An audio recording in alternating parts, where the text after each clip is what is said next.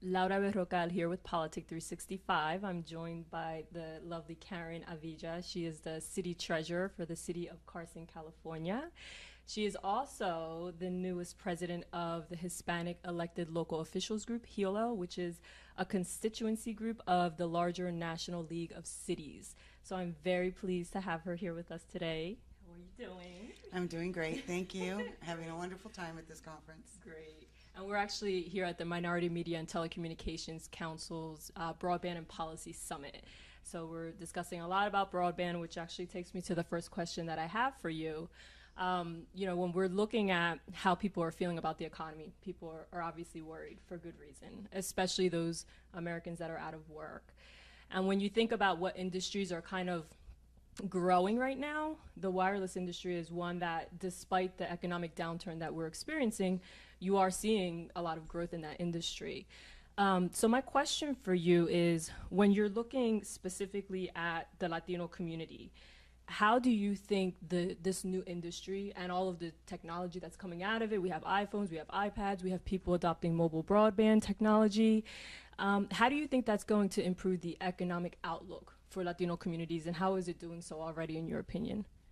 Well, I think, Laura, that the minority users are probably the largest percentage of users that are out there in the industry right now. So we are probably adding to the growth. Sadly, I don't think that minority entrepreneurs or owners are the larger part. On the opposite side. However, I do understand that I have heard that the FCC commissioners are sympathetic to that, and obviously we can't regulate inclusion. However, I think groups like MMTC that bring everyone together, that allow users with regulators to speak to each other, small and large, is what's going to help move us along and get us to the forefront and make us more of a larger voice in this industry. Yeah, great. Well, when you look, and you actually raise a good point, because Latinos and African Americans are actually adopting mobile broadband at the highest rate. So they are accessing their internet through their mobile devices. Do you see a significant benefit for having access to that technology through your wireless phones? And do you also think that it's important to ensure that people are also getting online from their homes? You have your wireless devices, but it's also important to have a computer in your home and to have wireless connections in your home so that you can do more with that technology and benefit more with what the internet has to offer. Would you agree with that, and do you have any thoughts around that? Yes, actually, I think that internet technology at home, and I think we're almost talking about a generational gap. The users that are probably using more mobile broadband, I want to say more mobile users, are probably a younger set of folks, and but the home use is probably for like the parent and the child, that are not on their iPhones all day long. But the uses there and the elderly, and the uses there at home are so beneficial. I mean, you can now tie into healthcare issues, energy efficiency issues, and there are groups like LULAC who is participating in technology centers. There's Comcast, who are helping folks that are underserved in underserved communities with lower rates, with the ability to purchase hardware at greatly subsidized rates. Right. And I think it's important for once we as parents or in our community learn that we can tie into our kids' schools. We can talk to their teachers. I mean, we're all busy and we're trying to do the most we can do. Right. That I think that all of those uses come more from home internet use than from mobile use.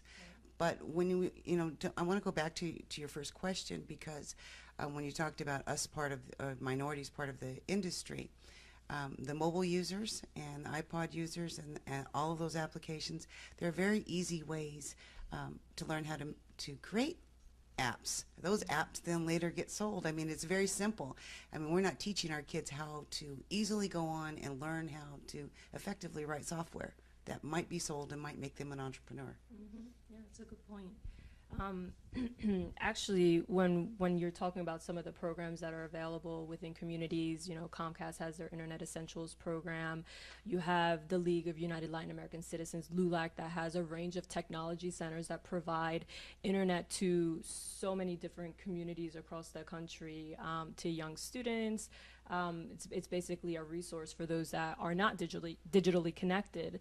Do you think that, you know, as the president of the Hispanic Elected Local Officials group, that local elected officials can actually do more to promote these types of programs within their states, within their communities? Because oftentimes these programs are available, but communities don't know about them, and they don't have the information necessary to be able to, you know, have access to those programs, to apply for them. What are your thoughts around that, and how would you encourage more local elected officials to get the word out within their communities? I learned about a couple of the programs just from being at the MMTC conference here and with the Nobel women at the White House yesterday. And I think that as local elected officials, if we could tie this industry better to the National League of Cities and our various state leagues, even include them as part of maybe a conference session, that lets a whole range of local elected officials and state officials know what the programs are available to them. It kind of shortens who all of these other groups, Comcast too, they don't have to go around to all these different groups. Right. You can hit all of us at one location.